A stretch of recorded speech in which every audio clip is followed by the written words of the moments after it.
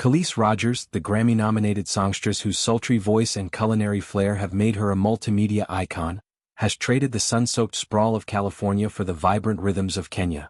Over a year into this audacious relocation, the 46-year-old artist, mother to sons Knight, 16 from her marriage to rapper Nas, and younger boys Shepherd, 9 and Galilee, 5 with her late husband Mike Mora, pulls back the curtain on their new chapter. Through a series of candid Instagram videos, she chronicles the highs and hurdles of uprooting a family to a remote farm in East Africa's beating heart, offering not just a personal diary but a thoughtful dispatch for the global diaspora. The move, sparked by Kelis's lifelong passion for agriculture and a quest for cultural reconnection, unfolds against Kenya's kaleidoscopic tapestry.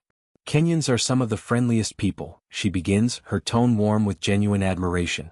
In a nation where communal bonds run deeper than bloodlines, strangers morph into allies at the drop of a hat. If you have car troubles, need directions or help, they're always down to help, she notes, evoking scenes of roadside Samaritans who lend tools or share stories under acacia trees. This hospitality extends to modern conveniences that ease the transition. Uber and Uber Eats navigate Nairobi's bustling veins, Amazon delivers whims from afar, and urban oases boast movie theaters, malls, arcades, and bowling alleys. For a family of 4, these touchstones of normalcy are lifelines, transforming potential isolation into adventure. Central to Kelis's Kenyan idol is her brood's immersion in a land pulsing with opportunity. Knight, on the cusp of manhood, thrives in the capital's dynamic energy, where there's a lot stuff happening all the time, from street festivals to tech hubs buzzing with innovation. Shepherd and Galilee, with their boundless curiosity, delight in the farm's earthy embrace, tending crops that echo their mother's cookbook ethos.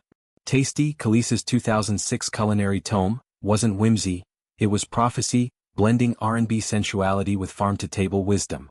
Now, on Kenyan soil, she cultivates maize and greens, her hands in the dirt a bridge between her musical roots and maternal duties.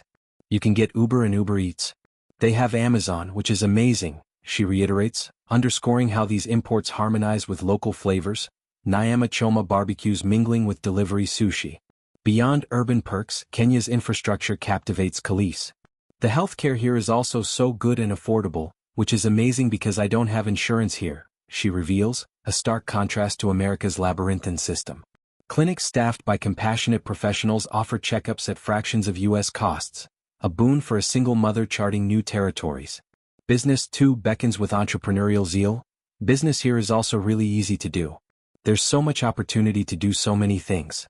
From pop-up milkshake stands nodding to her 2003 hit to potential farm-to-market ventures, Kelis envisions a renaissance, her music career intertwining with agribusiness, perhaps launching a line of Kenyan-inspired sauces.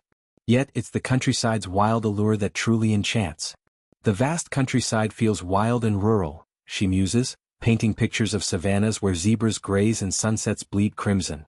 This primal connection heals old wounds, the 2020 loss of Mora to cancer, the co-parenting complexities with Nas amid Hollywood's glare. Here, amid baobab shadows, Kelis and her sons forge rituals, sunrise harvests, storytelling circles under starlit skies, that knit their family tighter. Knight learns Swahili phrases, Shepherd chases fireflies, Galilee discovers the joy of barefoot romps.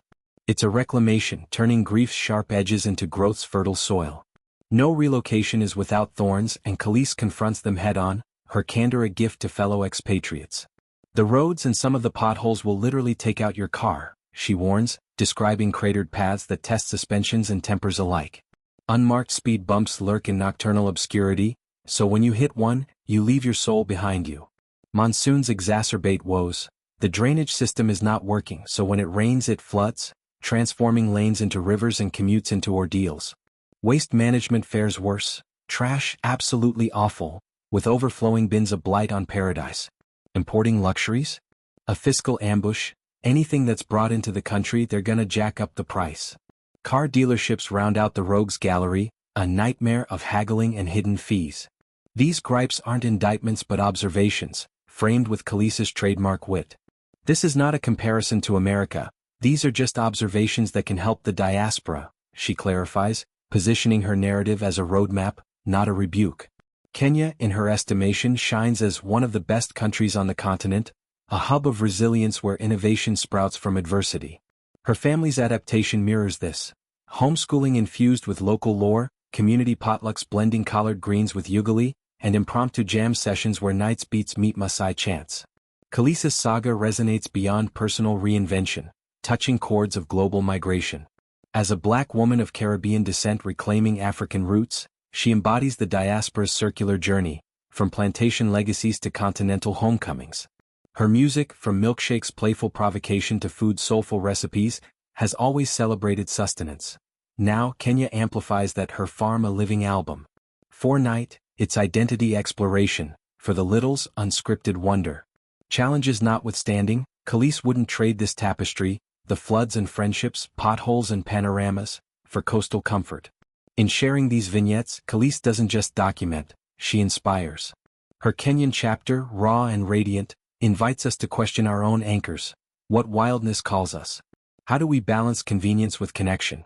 As her videos ripple across screens, they sow seeds of possibility, proving that home isn't a place but a pursuit. One pothole, one harvest, one harmonious note at a time.